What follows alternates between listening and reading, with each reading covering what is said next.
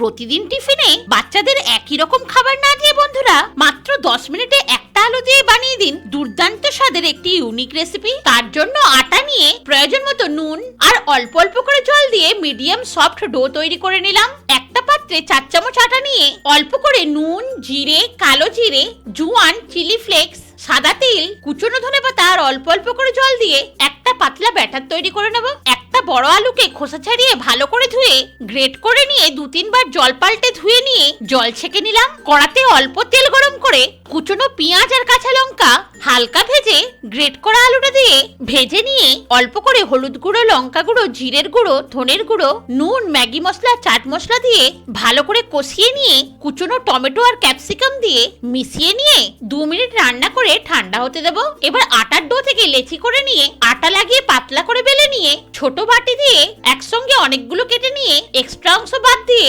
ভেতরে আলুর স্টাফিং দিয়ে এইভাবে ফোল্ড করে আটার পাতলা ব্যাটারে ডুবিয়ে গরম তেলে একটা একটা করে ছেড়ে দিয়ে উল্টে পাল্টে ভালো করে ভেজে নিয়ে তেল ছেঁকে তুলে নিলেই ডেলিশিয়াস টেস্টি ক্রাঞ্চি রেসিপি পুরোপুরি তৈরি।